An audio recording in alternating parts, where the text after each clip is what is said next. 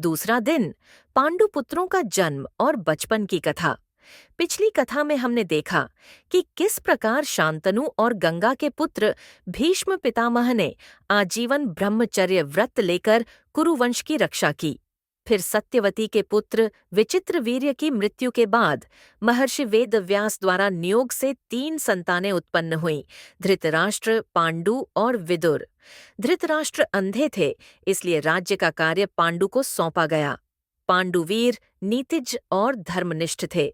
उन्होंने काशी, मगध, मिथिला, गांधार और मद्र देश की राजकुमारियों से वैवाहिक संबंध स्थापित कर राज्य को सुदृढ़ किया। धृतराष्ट्र का विवाह गांधारी से हुआ, जो सुबुद्धि और तपस्विनी थीं। जब उन्हें ज्ञात हुआ कि उनका भावी पति अंधा है, तो उन्होंने भी आंखों पर पट्टी बांध ली और जीवन भर उसी अवस्था में रहीं। उनका यह त्याग संसार में अद्वितीय माना जाता है। इधर पांडु का विवाह 2 कन्याओं से हुआ, कुंती और मद्री। कुंती को बचपन में ही एक विशेष वरदान मिला था। महर्षि दुर्वासा के आशीर्वाद से वह किसी भी देवता को आह्वान कर सकती थीं और उनसे संतान प्राप्त कर सकती थीं। पांडु ने एक बार वन में आखेट करते हुए एक आर्ष को हिरण के रूप में मार दिया, जो पत्नी के साथ मैथुनरत थे। मरते समय आर्षि ने श्राप दिया, यदि तुम कभी मैथुन करोगे तो उसी क्षण मृत्यु को प्राप्त हो जाओगे। यह श्राप सुन पांडु अत्यंत दुखी हुए और राज्य त्याग कर पत्नी कुंती और मद्री सहित वन में चले गए। वहीं उन्होंने वानप्रस्थ जीवन अपनाया। पांडु को संतान की अभिलाषा थी, पर श्राप के कारण वह स्वयं संतानोत्पत्ति नहीं कर सकते थे। तब कुंती ने अपने वरदान का उपयोग किया और प्रथम बार धर्मराज यम को बुलाया। उनसे जन्म हुआ युधिष्ठिर, धर्म के प्रतीक, सत्यवादी और शांत स्वभाव के। दूसरी बार उन्होंने आह्वान किया वायुदेव का। उनसे जन्मा भीमसेन, अपार बलशाली, गदा युद्ध में अद्वितीय। तीसरी बार कुंती ने पुकारा देवताओं के राजा इंद्र को और उनसे जन्मा अर्जुन, महावीर, धनुर्विद्या में पारंगत, श्री कृष्ण के परम सखा। फिर कुंती ने अपनी सहपत्नी मद्री को भी वरदान दिया। मद्री ने अश्विनी कुमारों का आह्वान किया और उनसे 2 पुत्र उत्पन्न हुए, नकुल और सहदेव, सुंदर, ज्ञानी और युद्ध कला में पारंगत। इस प्रकार पांडु को 5 पुत्र प्राप्त हुए, 5 पांडव, जिनकी महिमा आगे चलकर पूरे आर्यावर्त में गूंजेगी। कुछ समय पश्चात एक दिन पांडु वनों में विचरण करते हुए मद्री के साथ भावनाओं में बह गए। श्राप के अनुसार उसी क्षण उनकी मृत्यु हो गई।